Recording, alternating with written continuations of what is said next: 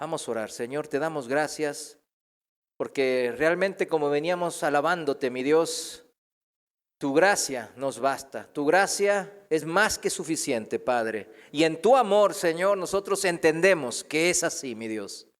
Sin tu amor, nada de lo que hacemos tiene sentido ni validez, mi Dios. Incluso las mejores obras buenas, tú las llamas trapos de inmundicia. Pero en tu amor, mi Dios, hacemos tu justicia en esta tierra y en nuestras vidas, en nuestras familias. Somos hijos tuyos que impactan vidas con nuestros testimonios. Ayúdanos. Hoy enséñanos otra vez más en tu palabra, en tu verdad. En el nombre de Jesús. Amén. La prédica de hoy seguimos la serie Conceptos Bíblicos Fundamentales. Conceptos bíblicos fundamentales, tema 17. Fíjense, ya nos fuimos hasta el 17. La santificación. Santificación. De tal palo, tal astilla. ¿Sí conocen ese dicho, verdad? De tal palo, tal astilla. De tal padre, tal hijo significa. El subtema yo lo titulé también como filiación. Filiación, no esclavitud, para poner ahí bien claro de qué se trata esto de la santificación de tal palo, tal astilla. Entonces ya sabemos que el tema de hoy es la santificación. Hoy vamos a ver varias cosas, entre ellas que vamos a hacer una pequeña clasificación, ¿no? De esto de lo que es la santificación. Y la vamos a dividir en santificación inicial, que hoy vamos a ver, la progresiva y la final. Hoy vamos a ver la santificación inicial. Y dije que el subtema era filiación. Filiación, no esclavitud. Y en el diccionario de la Real Academia Española, la palabra filiación dice que es de procedencia de los hijos respecto a los padres. También tiene que ver en una relación jurídica entre dos personas donde una es descendiente de la otra, sea por un hecho natural, o sea, mi hijo natural, o por un acto jurídico que genera derechos y deberes recíprocos. Así dice la definición del diccionario. Filiación. Es una filiación la que nos sujeta a esta santificación. Si vamos a Mateo 5:9, dice así la palabra de Dios en la Reina Valera, Mateo 5:9. Bienaventurados los pacificadores, porque ellos serán llamados hijos de Dios. ¿Quiénes serán llamados los pacificadores? Hijos de Dios. Ellos son hijos de Dios, pacificadores, el que hace la paz. Viene de dos fuentes, si lo buscamos en el griego, koiné, viene de dos fuentes o raíces. Fíjense, una significa esto de pacificadores, unir trayendo prosperidad. Fíjense, eso significa pacificadores. Y la otra raíz significa que es la acción de llevar a cabo esa unión, ponerse a trabajar, ponerlo en práctica, efectuar purificación, dice. O sea, si resumimos estas dos raíces, dice, somos los que traen la paz reconciliadora, unificadora de Dios al corazón de las personas. Porque nosotros mismos ya vivimos esa reconciliación con Dios. Eso es el Evangelio, mis hermanos. No es otra cosa, no lo complique, es eso. Y lo predicamos, claro, con la Biblia en nuestras bocas, dijimos, pero principalmente con nuestro testimonio, en nuestras acciones cotidianas. Ese es el proceso de santificación. Hoy vamos a estudiar el término santificación, que denota el proceso por el cual Dios transforma a los pecadores ¿en qué cosa? En santos. Fíjense, de pecadores pasamos a ser santos. En el lenguaje popular, el término santo se utiliza mucho, ¿verdad? Todos sabemos, él es un santo, ¿verdad? Cuando nos referimos a una persona extremadamente con principios morales o que consideramos muy buenas. Normalmente se utiliza como un título honorífico en referente a los apóstoles cristianos. O sea, decimos San Pedro, San Pablo. Un poco se ha perdido eso, ¿verdad? Con las versiones modernas, pero en la Reina Valera 1960 y para atrás, pues era común, ¿verdad? Citarlos así, San Pablo, San Pedro, San Juan. Pero fíjense, ese uso que nosotros le damos en el Nuevo Testamento, no hay ni un solo texto original donde aparecen de esa manera referencias a Juan, Pedro, a los discípulos, ¿verdad? A los que después pasarían a ser los apóstoles. No hay ninguno denominándolos San Pedro, San Pablo, etcétera. O que ellos mismos digan, yo soy San Pablo. Al contrario, ¿verdad? Yo soy el más bajo de los pecadores, decían. Fíjense, los encabezamientos, entonces uno dirá, ay, oye, pues hermano, ahí están los encabezamientos en la Reina Valera. ¿No? Usted no dijo que la Reina Valera 1960 es la Biblia base que utilizamos. Ahí están en los encabezados, ¿verdad? En cada epístola, en cada evangelio. Pero esos no son originales, sino adiciones posteriores. ¿Para qué? Para que los entendamos mejor. Lo empezaron a dividir en capítulos y en versículos.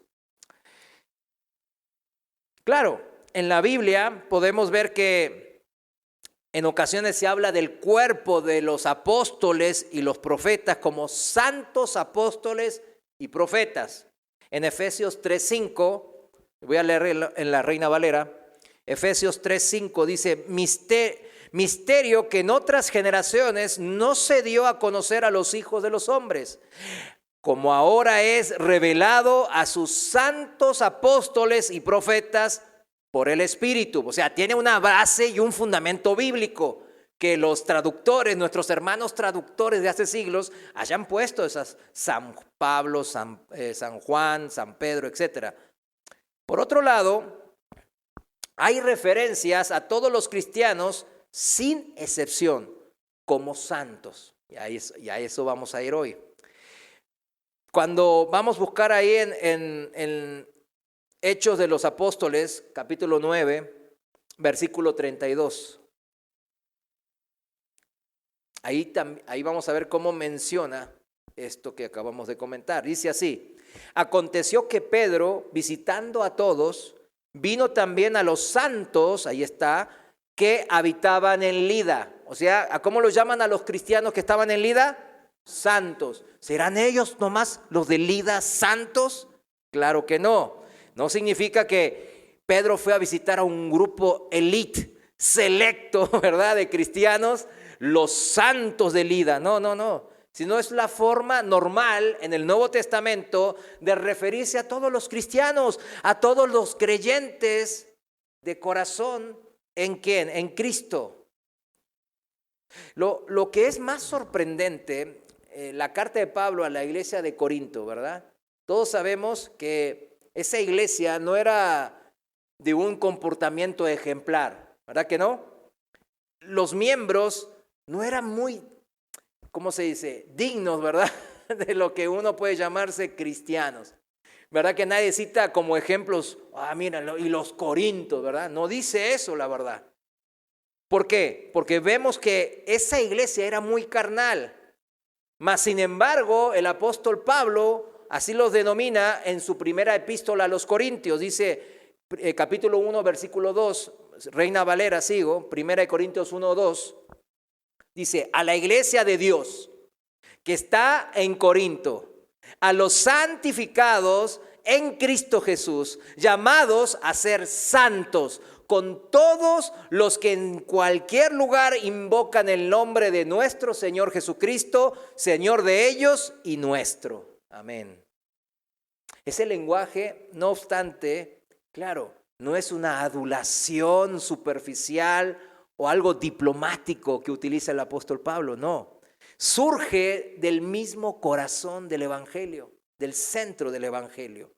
Algunos de los creyentes corintios habían sido extremadamente inmorales, ¿verdad que sí? Todos habían sido pecadores. Muchos de ellos eran todavía espiritualmente débiles o inmaduros.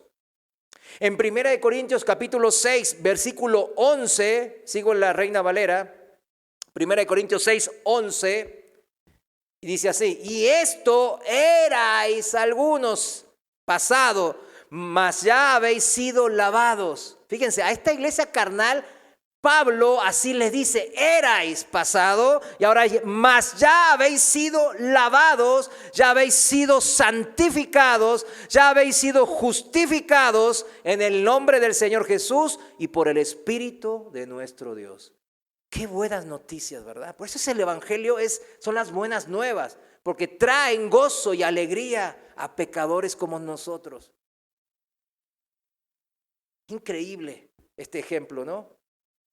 Viendo la carnalidad, que hablaban unos mal de otros, que había divisiones y contiendas, había pecados como los sexuales, etcétera, etcétera. Y así les dice: así erais, Pablo, y ahora habéis sido lavados y habéis sido santificados. Claro, también les dice que, cuidado, los que siguen practicando eso no heredarán el reino de Dios, todos lo sabemos, ahí mismo en el capítulo 6. Pero es importante no quedarse solamente en los meros versículos vamos a llamarlo condenatorios, ¿no? Es importante encontrar la gracia en todo esto, mis hermanos, las buenas nuevas, porque al fin y al cabo el Evangelio son las buenas noticias. ¿Usted cómo va a ir con el estandarte? El Evangelio son las buenas noticias, maldito pecador, y vas a irte al infierno. O sea, ¿cómo va a convencer a alguien? Claro, el Espíritu es el que convence al final, pero usted tiene que dar las buenas nuevas tal como es, como buenas nuevas. Y luego enfrentarlo con su pecado, claro que sí. Al hablar de esta forma, la palabra de Dios, como le leímos recién en 1 Corintios 6, 11, no quiere decir que las personas han sido santificadas así y llegan a ser santas y que no tengan una necesidad constante de progresar en la santidad práctica. ¿Sí? ¿Entiende lo que después vamos a ver, la santidad progresiva, ¿no? Pero ¿cómo? Estos corintios carnalotes, vamos a decirlo así, ya que el apóstol Pablo, inspirado por el Espíritu de Dios, les dice que ya son santos. Pero entonces, ¿qué pasó con el progresar, ¿no?, en la santidad práctica cotidiana del día a día?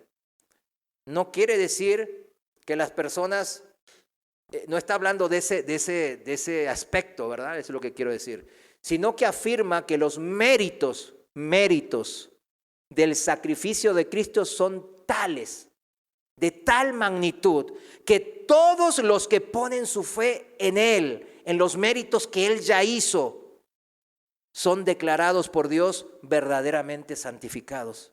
Eso significa, y no hay que perder de vista eso.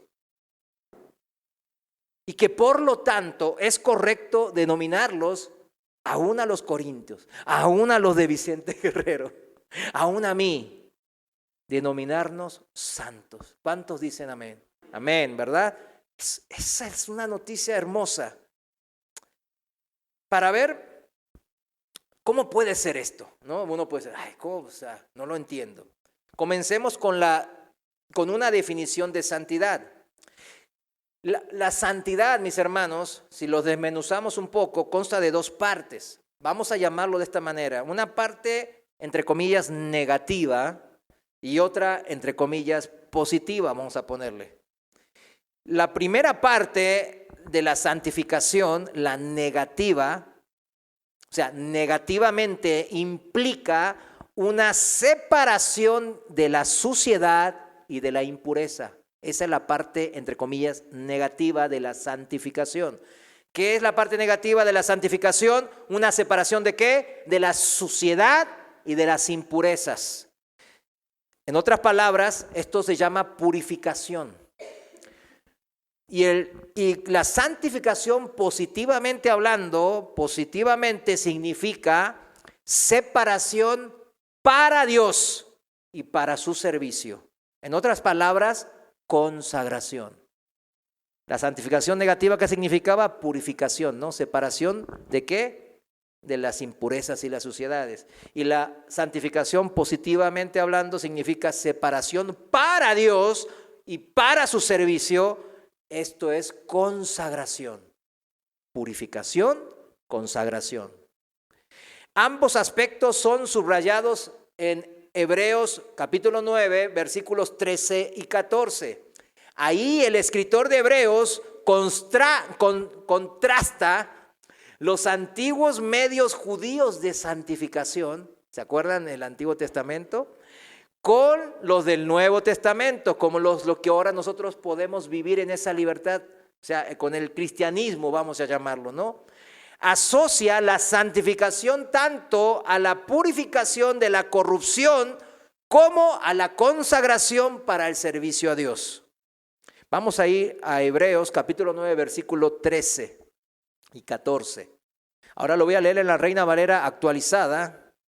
Síganme en la pantalla. Hebreos 9:13 dice: porque si la sangre de machos cabríos y de toros y la ceniza de la vaquilla rociada sobre los impuros santifican para la purificación del cuerpo, ¿cuánto más la sangre de Cristo, quien mediante el Espíritu eterno se ofreció a sí mismo sin mancha a Dios, limpiará nuestra conciencia de las obras muertas para servir al Dios vivo? Wow, limpiará nuestra conciencia de las obras muertas para servir al Dios vivo. Amén. Lo siguiente, en lo que debemos de fijarnos, es en que en el Nuevo Testamento se refiere a la santificación como algo que se desarrolla, como dijimos al principio, en 3 escenas. Los vamos a dividir de esa manera. Hoy dijimos que vamos a ver la primera. Las 3 escenas de la santificación son la santificación inicial, la segunda es la santificación progresiva y la tercera es la santificación final. Cuando hacemos este tipo de separación o dividirlo en escenas, desmenuzarlo, es para entenderlo mejor. Acuérdense, lo que estamos estudiando es la santificación, la palabra, ¿verdad? La dividimos en 3 para entenderla mejor. ¿Se entiende? Bueno, número 1, hoy vamos a ver el número 1 nomás. Número 1, santificación inicial. La santificación inicial se produce por 2 cosas. Primero, que están combinadas, obviamente, que van de la mano. La primera, por el ofrecimiento del cuerpo de Cristo. Repito, la santificación inicial se produce primero por el ofrecimiento del cuerpo de Cristo. Hebreos 10:5, vayamos ahí. Aquí estamos en el libro de Hebreos. Hebreos 10:5, voy a leerlo en la Reina Valera actualizada. Dice así la palabra de Dios: por lo tanto, entrando en el mundo, Él dice, sacrificio y ofrenda no quisiste, pero me preparaste un cuerpo. Subraya eso, me preparaste un cuerpo. O sea, cuando Cristo llegó, ¿por qué Cristo se hizo hombre? Para tener un cuerpo físico, ¿no? Como el nuestro. Porque ese es el que puede morir, porque Dios no puede morir, Dios es espíritu, ¿verdad? Entonces, ahí está, me preparaste un cuerpo. Ahora bajemos unos versículos al versículo 7 y dice así: entonces dije, heme aquí para hacer, oh Dios, tu voluntad, como en el rollo del libro está escrito de mí. O sea, como en el Antiguo Testamento estaba escrito de Cristo, ¿verdad? Y ahora bajemos otro poquito más. Versículo 10. Versículo 10 dice así: es en esa voluntad de la que veníamos, la voluntad de Dios que veníamos hablando, que somos santificados mediante la ofrenda del cuerpo de Jesucristo, hecha una vez para siempre. Amén. Por tanto, no es por medio de nuestros esfuerzos, por guardar la ley de Dios, los mandamientos de Dios y por hacer su voluntad como nosotros nos hacemos santos. ¿Nos hacemos santos por lo bueno que somos? No. Todos nuestros esfuerzos con ese fin de querer agradar a Dios. ¿Es una buena intención? Sí. Pero como el joven rico que Jesús desaprobó inmediatamente, esa no es la manera. adecuada de presentarse ante Dios. Todos nuestros esfuerzos con ese tipo de fin serán un desastre. O sea, no van a servir para nada. Quedarán muy lejos de la pureza, de la santidad y de la devoción que Dios requiere, que es la perfección de Él. El Evangelio dice que somos hechos santos y aceptables ante Dios por medio de lo que otro, llamado Cristo, ha hecho. Fue la voluntad de Dios el que Él ofreciera su cuerpo como sacrificio perfecto y como sustituto nuestro. Y lo hizo de una vez por todas cuando se ofreció a sí mismo a Dios en la cruz. Es ese sacrificio, mis hermanos, y no nuestros esfuerzos, el que nos convierte, a pesar de todos nuestros fallos, en aceptables ante Dios. Que esto no se nos quite, porque las religiones que los hombres crean, Dios no crea las religiones, ¿sí me entienden? Y si los hombres lo crean, detrás de la mente de los hombres hay mentes demoníacas, está el diablo creando ese tipo de religiones para alejarnos de Dios. Nosotros debemos entender esto bien claro, mis hermanos. Entonces, la santificación inicial se produce por el ofrecimiento del cuerpo de Cristo, el número 1, y número 2, segundo, por medio de la sangre de Cristo. Por eso dije que estaban relacionados. Hebreos 9:14, se lo leo de vuelta, dice: cuánto más la sangre de Cristo, que mediante el Espíritu eterno se ofreció a sí mismo sin mancha a Dios, limpiará nuestra conciencia de las obras muertas para servir al Dios vivo. Nadie puede servir al Dios vivo de forma aceptable ante los ojos de Dios, claro, a la vez que su conciencia está manchada por la culpa. O sea, si mi conciencia está manchada por la culpa, ¿cuántos saben que la conciencia luego, especialmente en los cristianos, está más viva que nunca, ¿no? Cuando nuestra conciencia está manchada por la culpa, es imposible servir al Dios único y vivo de una manera aceptable. La culpa arroja siempre que una sombra en nuestro servicio. Siempre andamos con eso aquí. Y lo pone el Señor para que, ¿qué? Para que nos arrepintamos de eso. La culpa arroja una atmósfera, vamos a decirlo así, de decadencia y pesimismo. ¿Sobre quién? Sobre el hombre, sobre nosotros y sobre todo lo que hacemos nosotros. La culpa del pecado, de la conciencia que nos acusa, es lo que nos lleva a ¿qué? A no poder servir de manera aceptable a Dios. Por mucho que aumentemos vamos a llamarlo así, la actividad religiosa, ¿verdad? Por nuestra parte, claro, ¿no? No vamos a eliminar esa culpa, esa mancha, ni tampoco podremos por medio de ceremonias religiosas, ritos, lavamientos de rituales y tradiciones. No vamos a poder hacerlo. Lea Mateo 15. Yo lo voy a leer, no lo busques, yo lo leo rápido. El Señor, bien claro a los religiosos de la época, les dijo: hipócritas, bien profetizó Isaías de ustedes diciendo: este pueblo me honra de labios, pero su corazón está lejos de mí. En vano me rinden culto, o sea, arman religiones, enseñando como doctrina de Dios, ¿no?, los mandamientos de hombres. Entonces, llamando a la multitud, Jesús dijo: oigan y entiendan, lo que entra en la boca no contamina al hombre, sino lo que sale de la boca. Esto contamina al hombre. Y después les explica a los discípulos, si recuerdan, en el versículo 17 en Mateo 15 dice: ¿no entienden que todo lo que entra en la boca va al estómago y sale a la letrina? Pero lo que sale de la boca viene ¿de dónde? Del corazón. Y eso contamina al hombre, porque el corazón, del corazón, ¿de quién? De nosotros, de los hombres, salen ¿qué cosas? Los malos pensamientos, los homicidios, los adulterios, las inmoralidades sexuales, los robos, los falsos testimonios y las blasfemias. O sea, nadie comete un pecado, hace una mala acción de repente así porque sí. Lo viene primero gestando o cultivando aquí en la mente. en el corazón. Y dice el Señor en el versículo 20, estas cosas son las que contaminan al hombre. ¿Qué cosas? Los que sale del corazón, todos estos malos pensamientos que después se transforman en malas acciones que el Señor aborrece. Mi conciencia manchada por la culpa del pecado no se borra siendo religioso, todo lo contrario.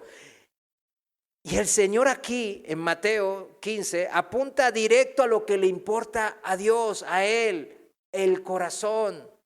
Es un corazón, porque Él sabe cómo es el corazón del hombre, que es engañoso y perverso, dice, más que todas las cosas. Porque de ese mismo corazón se gestan toda la maldad que vemos en este mundo. No del corazón de Dios, como le quieren echar la culpa muchas veces. Entonces, ¿cómo puedo santificarme o ser santo delante de los ojos de Dios? Por la sangre de Cristo. Si se puede conseguir lo que nosotros no podemos hacerlo, es por la sangre de Cristo. Primera de Juan, capítulo 1, versículo 7. Reina Valera actualizada dice así. Primera de Juan 1, 7. Pero si andamos en luz, como Él está en luz, tenemos comunión unos con otros y la sangre de su Hijo Jesús nos limpia de todo pecado. Limpia nuestra conciencia y nos libera para servir al Dios vivo, mis hermanos. No es que la sangre de Cristo en sí causa un efecto, entre comillas, como que mágico, ¿verdad? No. La sangre, o sea, materialmente hablando, ¿no? Sino que las Escrituras, cuando habla de la sangre de Cristo, se refiere al sacrificio ya cumplido, a la obediencia consumada de Jesús. Jesús fue obediente hasta la muerte y muerte de cruz, dice la palabra de Dios. O sea, a eso se refiere. Esa es la culminación del punto 1 que veíamos recién, del ofrecimiento de su cuerpo. La sangre de Cristo es la culminación de eso, que termina en ese madero, en esa cruz, derramando toda su sangre hasta la última gota por nuestros pecados, por el pecado de toda la humanidad. Todo derramó. Ya no tenía más sangre que ofrecer cuando ya el centurión le clavó, el soldado romano le clavó aquí al costado, pues ya salía agua. La sangre de Cristo lleva a cabo, por tanto, lo que hemos denominado el elemento negativo de la santificación. ¿Qué sería? La purificación de la suciedad. ¿Cómo se realiza el otro aspecto de la santificación? Es decir, la consagración positiva o el aspecto positivo de la santificación que dijimos. ¿Recuerdan? La una era la purificación, ¿no? O sea, la separación del pecado, ¿no? De lo impuro, de lo sucio. Que la sangre de Cristo nos purifica, ¿no? De esa suciedad. Y la consagración, o sea, el servicio a Dios. ¿Cómo se logra también ese aspecto? La parte positiva, ¿no? La separación para Dios, para un servicio, ¿no?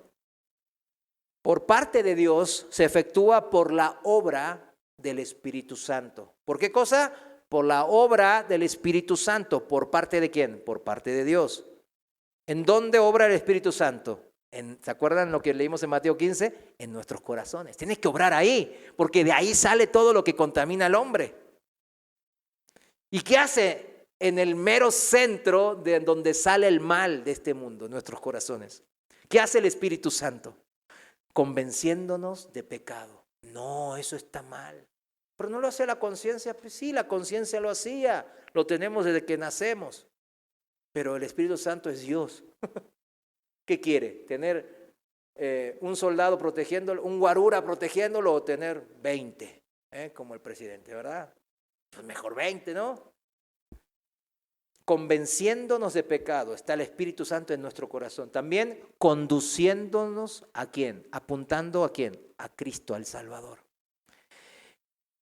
Otra, revelándonos. El Espíritu Santo nos está revelando el camino de salvación que Dios provee, lo que hoy estamos viendo en toda esta serie. Otra, el Espíritu Santo está implantando dentro de nosotros no algo robótico, claro, está implantando por medio de su poder regenerador que tiene solo Dios. ¿Qué cosa? La verdadera vida de Dios. Está implantando, por eso somos vivificados en el Espíritu, dice la palabra. La verdadera vida de Dios. ¿Qué es? Dios es vida, ¿verdad? Nosotros estamos vivos porque Dios nos regaló esa vida. Nos dio como si fuese una parte de Él. Él nos está implantando esa verdadera vida de Dios con todo, fíjense, y escuche bien, esto es lo importante, con todo el potencial, o sea, la fuerza necesarios para desarrollar una vida santa. Todo el potencial. A menos que usted diga que Dios no es muy poderoso. Claro que no es así, ¿no? En nosotros no es ese el caso. Tito, capítulo 3, versículo 5. Reina Valera actualizada. Tito 3, 5, Reina Valera actualizada. Él dice, Él, Cristo, nos salvó, no por las obras de justicia que nosotros hubiéramos hecho, sino según su misericordia, por medio, y ahí viene, del lavamiento, de la regeneración y de la renovación del Espíritu Santo. Es importante vivir en esta regeneración y renovación que el Espíritu Santo ya nos trajo al momento de ¿qué? De nacer de nuevos. Por eso, cuán importante es nacer del Espíritu de Dios.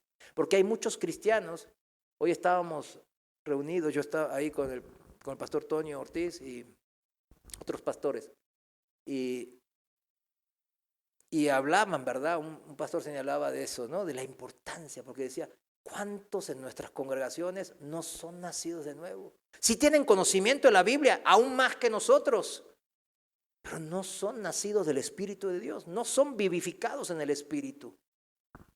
Y por eso batallan tanto con el tema de la santificación. Tiene que haber esto. Primera de Pedro, capítulo 1, versículo 2. Sigo en la Reina Valera actualizada. Primera epístola de Pedro, capítulo 1, versículo 2. Dice así la palabra de Dios. Elegidos conforme al previo conocimiento de Dios Padre por la santificación del Espíritu para obedecer a Jesucristo y ser rociados con su sangre. Gracia y paz les sean multiplicadas. Amén. Qué hermoso, ¿no? Por la santificación del Espíritu, ¿para qué? Para obedecer a Jesucristo y ser rociados con su sangre. Cuando perdemos de vista la cruz, perdemos de vista el amor de Dios y perdemos de vista, ¿qué cosa? Por la importancia de la santificación. De por qué somos ya santos, como los corintios, aunque seamos bien carnalotes, algunos. Entonces, perdemos eso. Entonces, no nos deja vivir la santificación progresiva, o sea, en la práctica. Aquí, por ejemplo, tengo que hacer una pequeña aclaración porque eso es uno de los pasajes que utilizan algunos hermanos cristianos de doctrinas malas cuando es el previo conocimiento de Dios. O sea, previo conocimiento en las traducciones antiguas habla de presciencia, que nada tiene que ver con la predestinación, nada tiene que ver con lo que ya estamos predestinados, sea lo que hagamos, ya Dios nos predestinó para salvación o para perdición. No tiene nada que ver eso. El griego acá de la presciencia habla de prognosis, que significa un pensamiento o conocimiento por adelantado.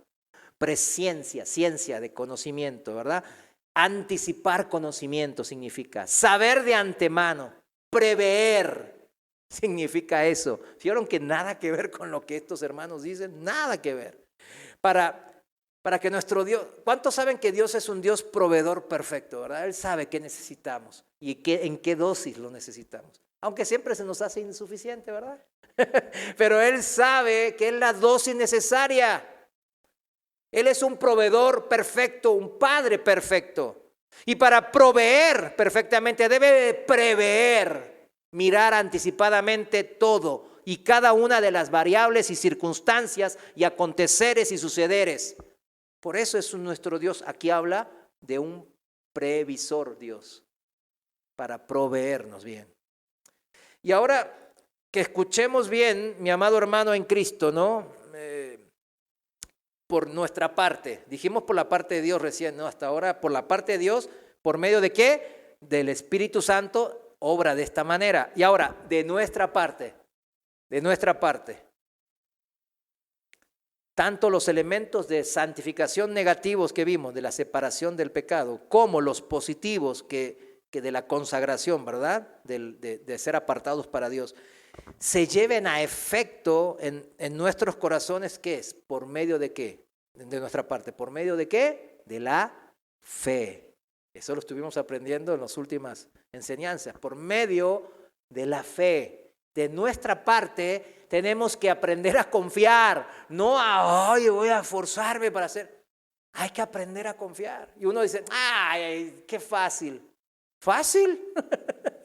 A ver, ¿a qué puedo citar? Cada uno de nosotros tenemos testimonios de cómo el Señor nos pasa por el fuego para probar nuestra fe, que es más preciosa que el oro. De nuestra parte tenemos que confiar, aprender a confiar en el Señor. Es por medio de la fe.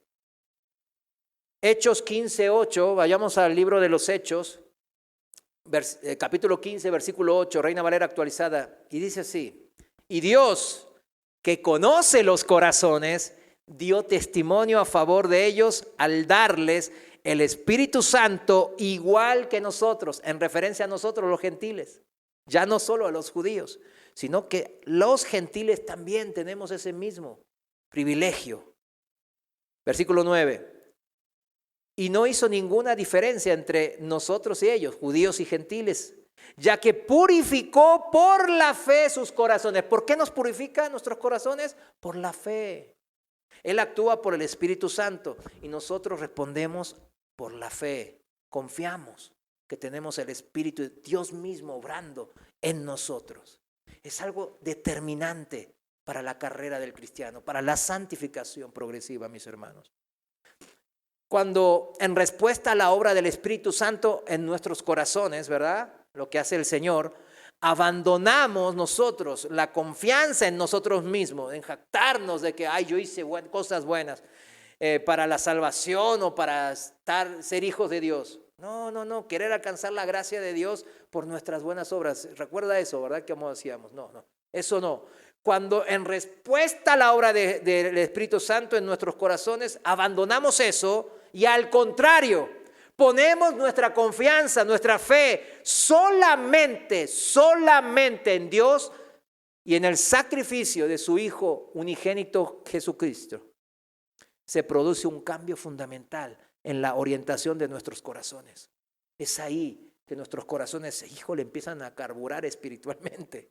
Desaparece la antigua alienación y enemistad contra Dios.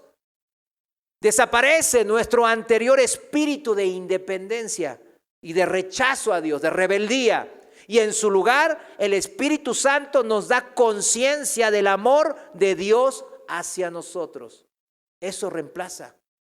Por eso yo dije desde el principio, cuán importante es tener el amor de Dios en nuestro corazón aquí, sabiendo cuánto nos ama.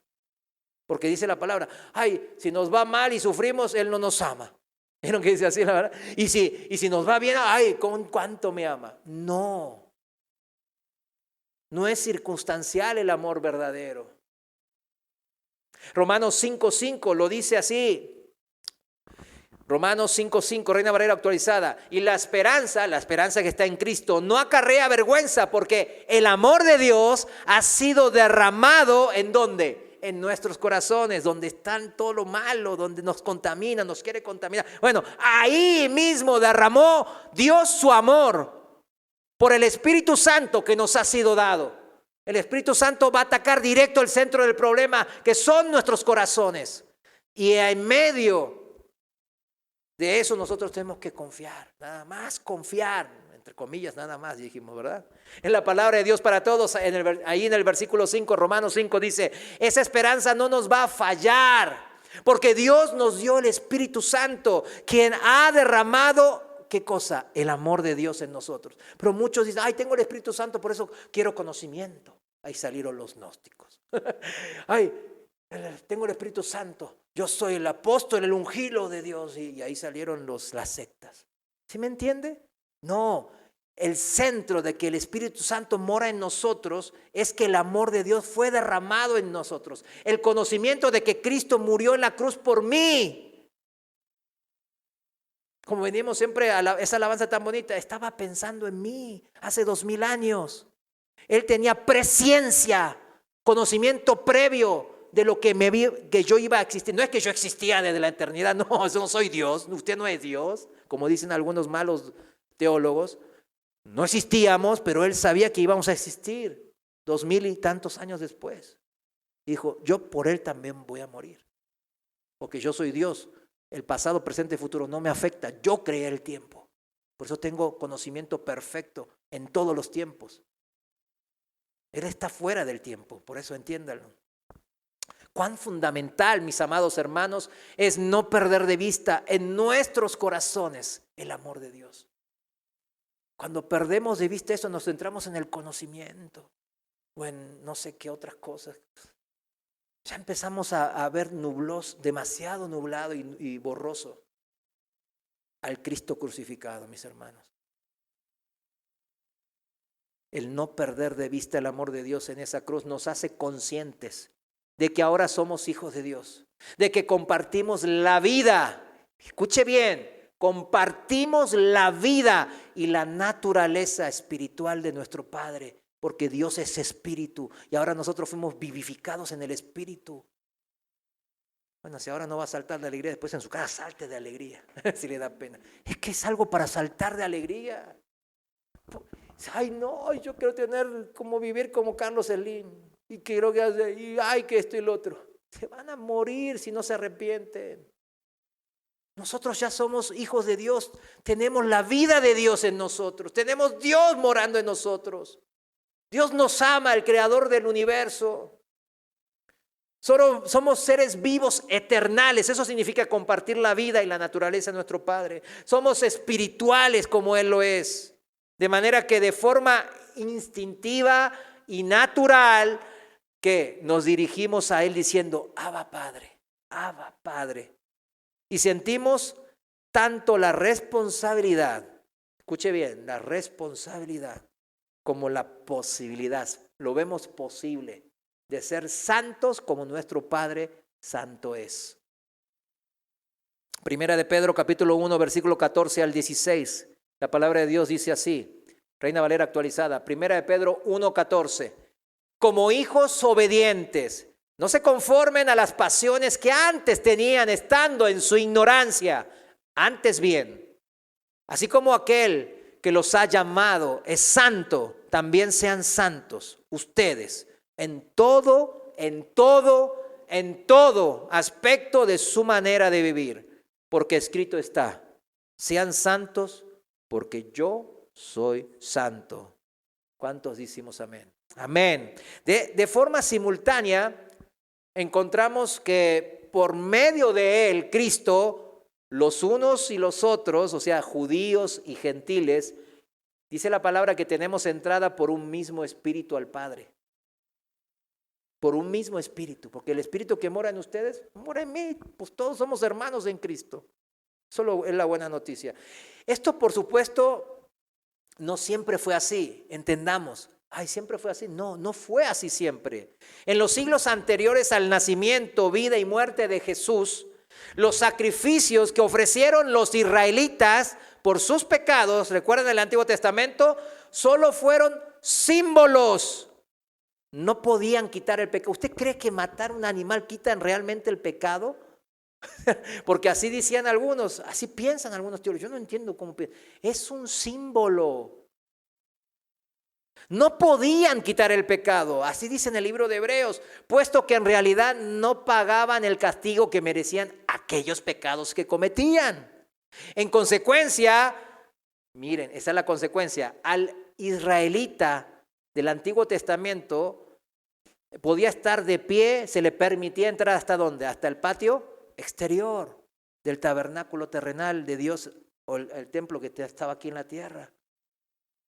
Los sacerdotes entraban hasta el lugar santo, pero no pasaban de ahí tampoco. Solo el sumo sacerdote, mis hermanos, tenía permiso para entrar. en el lugar santísimo, santísimo, donde estaba el trono de Dios. Pero ahora, miren, esta es la buena noticia, mis hermanos. Pero ahora que Cristo ha venido y ha sido ofrecido como un sacrificio perfecto por mi pecado, todo ha cambiado. Cristo hizo perfectos para siempre a los santificados, a nosotros. Hebreos 10:14 dice así, porque con una sola ofrenda ha perfeccionado, subraye perfeccionado, para siempre a los santificados. Qué hermosa promesa, qué hermosa realidad, mis hermanos. Todos los creyentes, por tanto, y no solo unos pocos elegidos o ungidos especiales, los sacerdotes, no, todos. Ahora, todos tenemos aquí en la tierra derecho de acceso espiritual al lugar santísimo. ¿Le cayó el 20? Es increíble que pecadores como nosotros tengamos acceso al trono santo y puro, lugar santísimo, como le decían en el Antiguo Testamento. Tengamos acceso ahí, como el sumo sacerdote del Antiguo Testamento. La misma presencia de Dios en el cielo, la confianza de entrar y acercarnos al Dios vivo. Es algo increíble. Pero los cristianos ahora no lo valoran. Quieren su casa, quieren el dinero, quieren no sé qué. Cuando no valoran esto, y por eso andan en más pruebas, porque Dios los ama. Dios se interesa que nuestra fe aumente, no que nuestra cuenta bancaria aumente. ¿Sí lo entienden? Hebreos 10, 19 al 22 explica cómo puede ser esto. Hebreos 10, 19 dice, así que hermanos, teniendo plena confianza para entrar al lugar santísimo por la sangre de Jesús, por el camino nuevo y vivo que Él nos abrió a través del velo, es decir, su cuerpo. ¿Recuerdan? El cuerpo de Cristo y su consumación, la sangre de Cristo, bueno, eso. Y teniendo un gran sacerdote sobre la casa de Dios, acerquémonos con corazón sincero, en plena certidumbre de fe, purificados los corazones de mala conciencia y lavados los cuerpos con agua pura. Jesús ha abierto el camino para nosotros a través de su sangre, mis hermanos. El corazón de cada creyente ha sido rociado con su sangre, con esa sangre purísima, sin mancha, quedando limpios de una conciencia culpable, porque nadie de nosotros dejamos de pecar, ¿verdad? Quedamos limpios a pesar de que tenemos pecados en nuestra conciencia. Y su cuerpo, metafóricamente,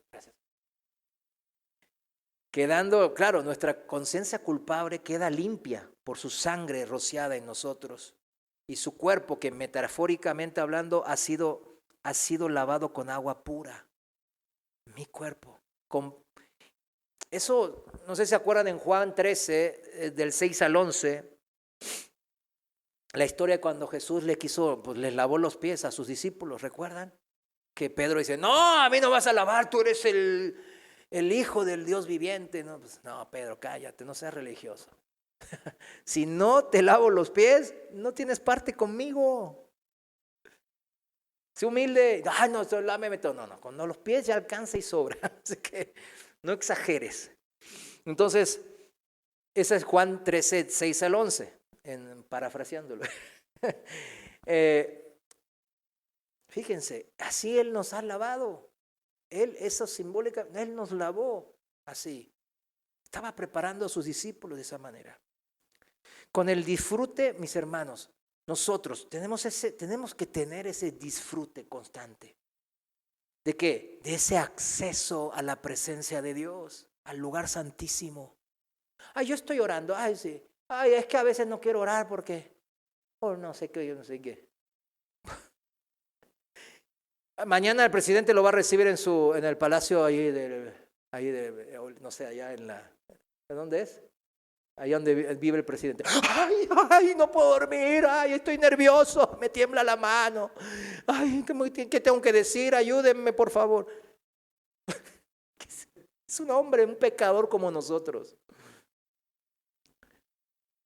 El disfrute constante, el gozo, el contentamiento, como lo llama Pablo, de tener acceso a la presencia de Dios. Piénselo, medítelo un poco.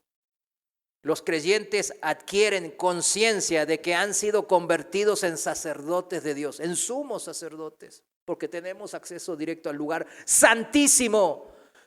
Todos ellos consagrados ¿al qué? Los sacerdotes eran consagrados ¿a qué? Al servicio de Dios por la sangre de Cristo nosotros. En Apocalipsis capítulo 1, versículo 5 dice, y de parte de Jesucristo el testigo fiel, el primogénito de entre los muertos y el soberano de los reyes de la tierra, al que nos ama. Ahí está. Es que si perdemos el amor de Dios no tiene sentido el evangelio, mis hermanos. Al que nos ama y nos libró de nuestros pecados con su sangre y nos constituyó en un reino. Somos parte de un reino, sacerdotes para Dios su Padre. A Él sea la gloria y el dominio para siempre jamás. Amén, amén y amén. Lo mismo dicen ahora ya los santos. Nosotros cuando estemos allá, el Señor en su presciencia nos vio cantando alabanzas de adoración en el reino celestial. Ahí en Apocalipsis 5, 9 y 11 y 10, ¿no? ¿Qué dice ahí? Pues está, que entonaban un nuevo cántico diciendo, digno eres de tomar el libro y de abrir sus sellos, porque tú fuiste inmolado y con tu sangre has redimido para Dios gente de toda raza, lengua y pueblo y nación. Tú los has constituido en un reino y sacerdotes para nuestro Dios y reinarán sobre la tierra. Amén. Qué hermosa eternidad nos espera, mis hermanos. Pero nosotros allá andamos, ¿no? Es que quería ir de vacaciones a Vallarta, pero no tengo, Señor, ayúdame. En serio, ayúdame. No se crea. Así el apóstol Pedro informa a sus hermanos creyentes también en 1 Pedro 2:5. ¿Qué dice ahí? 1 Pedro 2:5, Reina Valera actualizada, la voy a leer, dice así. También ustedes sean edificados como piedras vivas en casa espiritual para ser un sacerdocio, ¿qué? Santo, a fin de ofrecer sacrificios espirituales agradables a Dios por medio de Jesucristo. Y por eso decía el apóstol Pablo que eran sacrificios muertos. Lo otro, para alcanzar la gracia de Dios, ¿verdad? Con nuestros propios esfuerzos. Ya están muertos. Puede hacer 1,000,000 de esos, son puras obras de inmundicia para Dios. No alcanza. 1,000,000,000 de billones, no alcanza. Nosotros ofrecemos sacrificios espirituales por la manera que estamos aprendiendo el día de hoy. Solo los sacrificios espirituales son agradables ante Dios. Los que no se centran ni se basan en sus propias fuerzas y en creerse buenos en su propia opinión, sino en la fe en Cristo, en lo que Él hizo por mí, en lo que hizo el Señor. Nosotros damos un sacrificio así, como esos sacrificios espirituales, damos un sacrificio con olor grato ante Dios. Versículo 9, ahí en 1 Pedro 2:9 dice, ahora dice nosotros, señalándonos a nosotros los hermanos, pero ustedes son linaje escogido, real sacerdocio, nación santa, pueblo adquirido, para que anuncien las virtudes de aquel que los ha llamado de las tinieblas a la luz admirable. 10. Ustedes en el tiempo pasado no eran pueblo, los gentiles, pero ahora son pueblo de Dios. No habían alcanzado misericordia, pero ahora han alcanzado misericordia. Amén. Como es lógico, todo esto produce en nosotros, los de la fe, los creyentes, un profundo amor de Dios, a Dios. Primera de Juan 4:19, Reina Valera. Pues todos conocemos este versículo, ¿no? Nosotros le amamos a Él, a Dios, ¿porque qué? Porque Él nos amó primero. Entendamos eso, mis hermanos. Esto a su vez se convierte en nuestra motivación para entregarnos gozosos, con alegrías, con contentamiento, nuestras vidas en el hogar, en la escuela, en el trabajo, en la oficina, en el campo, en la calle, en donde usted esté, al servicio de Dios. Yo digo, no todo es servicio de Dios en la iglesia. Claro, en la iglesia es bueno servir, claro que es bueno servir. Pero empiece por su hogar, el primer ministerio que usted tiene, en el hogar. El apóstol Pablo dice en Romanos 12:1 y 2, Romanos 12:1, Reina Valera actualizada: así que, hermanos, otra vez a nosotros, les ruego por las misericordias de Dios que presenten sus cuerpos como sacrificio vivo, santo y agradable a Dios, que es el culto racional de ustedes. No se conformen a este mundo, más bien transfórmense por la renovación de su entendimiento, de modo que comprueben cuál sea la voluntad de Dios, buena, agradable y perfecta. Este llamamiento se basa en una lógica ineludible, no la podemos eludir. Varios pasajes en la palabra de Dios nos lo dicen. Aquí tenemos otro, por ejemplo, en 2 Corintios capítulo 5, versículos 14 y 15. Reina Valera actualizada. 2 Corintios 5:14 dice: porque el amor de Cristo nos impulsa. ¿Qué nos impulsa? El amor de Cristo. Considerando esto, que uno murió por todos, por consiguiente todos murieron. Y Él murió por todos para que los que viven ya no vivan más para sí, sino para aquel que murió y resucitó por ellos. ¿Qué le motiva, mi amado hermano? ¿Qué le motiva en esta vida? ¿Cuál es su motivación? ¿Cuál es su motivación de vida? Otro pasaje, ya cerrando el tema de hoy, otro pasaje similar añade otro motivo. Con esto quiero cerrar el mensaje de hoy. Para llevar una vida santa, añade otro motivo, otro pasaje. Vamos a ver qué otro motivo hay para esta vida santa. 1 Corintios, capítulo 6, versículo 19. Pensaron que iba a citar los borrachos y los adúlteros. No. Eso no puede ser motivación, eso es una advertencia. Estoy motivado porque no soy borracho. Yo no digo eso. Estoy motivado porque ya no veo pornografía. Eso no me motiva, es algo natural, es lo que debe hacer un cristiano. Pero miren en el versículo 19, en la Reina Valera actualizada. ¿O no saben que su cuerpo es templo del Espíritu Santo, que mora en ustedes, el cual tienen de Dios y que no son de ustedes? Eso sí me motiva. Versículo 20. Pues han sido comprados por precio. Por tanto, glorifiquen a Dios en su cuerpo. Nuestro cuerpo no es nuestro. No saben que es el templo de Dios. No solo somos esos inmerecidamente que podemos entrar a la presencia de Dios, al lugar santísimo, sino que nosotros mismos fuimos convertidos en el templo de Dios cuando el Espíritu de Dios, Dios mismo, vino a morar en nosotros. ¡Qué hermoso que es esto! Dios no lo puede hacer más hermoso y espectacular. Eso sí es motivación para vivir una vida santa. No quiera convencer a su hermano o a alguien, o menos a un incrédulo. Vive en santidad porque se va a ir al infierno y debate. No, eso es una advertencia que tenemos que decirla claro. Claramente lo tenemos que decir. Hoy me estaba comentando el pastor Toño de que un pastor, no voy a decir quién, obviamente, no soy yo, decía que el infierno no existe. ¿En serio? Tengan cuidado con quien escuchan en YouTube. Yo les digo en serio, no pierdan su tiempo.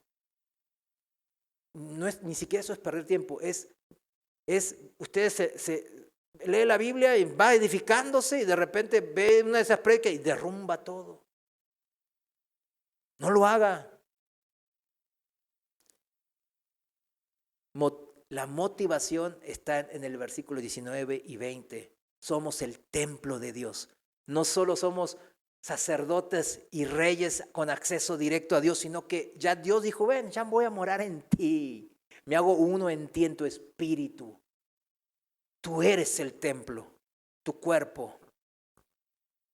Notamos aquí la misma lógica que antes, ¿sí o no? Un creyente ha sido redimido al precio de la sangre de Cristo. Desde ahora, ni el creyente ni su cuerpo físico le pertenecen a él mismo. Ambos pertenecen a Cristo. Fuimos comprados a precio de sangre de Jesús. Si usted es cristiano, ¿verdad? Si usted cree. Pero además, a través de la redención de Cristo, el cuerpo del creyente ha sido constituido templo del Espíritu Santo, porque cuando creí, Dios puso su Espíritu Santo dentro de nosotros. Por tanto, la misma presencia del Espíritu Santo en el cuerpo del creyente le hace santo y le consagra como morada de Dios. ¿Se acuerda cuando Salomón consagró el templo? Y después cuando se alegraron Nehemías y Esdras por el segundo templo. Nosotros, Dios nos consagró a nosotros. Vaya a su casa y salte de alegría también por esto. Este es un hecho grandioso. No sé cómo explicarlo. Cuando estaba estudiando esto no paraba de llorar porque es increíble lo que el Señor ha hecho por nosotros. Este hecho grandioso, el que otorga al creyente, al cristiano, la responsabilidad, mis hermanos. Aquí hay motivación de esta responsabilidad de glorificar a Dios en nuestro cuerpo y evitar manchar el que ahora es el templo del Espíritu Santo. No es cualquier cosa. El orden de los acontecimientos, para cerrar, yo creo que se entienda bien. Sí, debemos entender cómo es esto. Al creyente no se le dice que si primero limpia su vida todo lo que pueda en sus buenos esfuerzos y buenas obras, el Espíritu Santo quizás acceda a venir, se digne en venir y hacer de su cuerpo un templo de Dios. No, sucede al contrario. Cristo, por su sacrificio y por su sangre, ya ha limpiado y santificado el cuerpo del creyente y lo ha transformado en templo del Espíritu Santo. Puesto que eso es un hecho, amén, el creyente es ahora responsable y tiene razones más que suficientes para abstenerse de un comportamiento que ensucie su cuerpo. Ahora sí. Termino, resumamos lo que vimos. Quiero que se quede bien esto estructurado, porque yo sé que en la repetición está, ¿no? La edificación y la enseñanza. Resumamos esto. La santificación, dijimos que hoy vamos a ver una de tres, ¿no? Santificación inicial, santificación progresiva y santificación final. Hoy vimos la inicial. Como la llamamos, no es algo, esta santificación inicial no es algo que tenemos que ganarnos o adquirir por medio de nuestros propios esfuerzos por llevar una vida santa. Nada que ver, esa es la vida del religioso. Es algo que Dios nos otorga por gracia desde el momento en que ponemos nuestra fe en Cristo Jesús, en lo que Él hizo. Primera de Corintios, capítulo 1, versículo 30 y 31, dice así, Reina Valera actualizada. Capítulo 1, versículo 30. Por Él están ustedes en Cristo Jesús, a quien Dios hizo para nosotros sabiduría, justificación, santificación y redención. ¿Para qué? Como está escrito, el que se gloríe, gloríese en el Señor. Esta santificación inicial hace de cada creyente un santo. No estamos nada más para que nos llamen santos. Le proporciona a cada cristiano, cada hombre y mujer que pone y deposita su absoluta confianza en Cristo Jesús, le da acceso inmediato y directo al Padre. Consagra a cada creyente como sacerdote de Dios con la misión de ofrecer a Dios sacrificios espirituales y contarles a otros de su amor y su gracia redentoras. Hace del cuerpo de cada creyente un templo santo en el cual reside el Espíritu de Dios. Crea en cada creyente la conciencia de que ahora es un hijo de Dios, con la propia vida del Padre dentro de él y por lo tanto con todo el potencial, fuerza necesarias para ser santo como el Padre es santo. Amén. Y produce en cada creyente un amor y una gratitud hacia Dios y hacia Cristo que le motivan. Esa es una motivación hermosa para vivir ¿qué? Una vida de devoción a ¿qué? Como personas que somos, como hijos de Dios. Y no solo amor a Dios y a Cristo, sino también amor a todos aquellos de cualquier raza, nacionalidad, que han sido engendrados por el Espíritu de Dios, por el mismo Padre. Primera de Juan 5:1 dice así, Primera de Juan 5:1, todo aquel que cree que Jesús es el Cristo es nacido de Dios. Y todo aquel que ama al que engendró, ama también al que es nacido de él. Por eso nos amamos unos a otros. Pero en este punto alguien puede objetar, esto suena muy sencillo, ¿verdad? Vieron que muchos teólogos y buscan, no sé, la quinta pata del gato, yo le digo.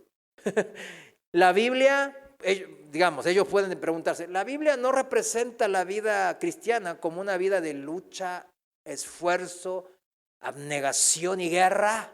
¿No nos ve como soldados espirituales? Sí, claro, así es.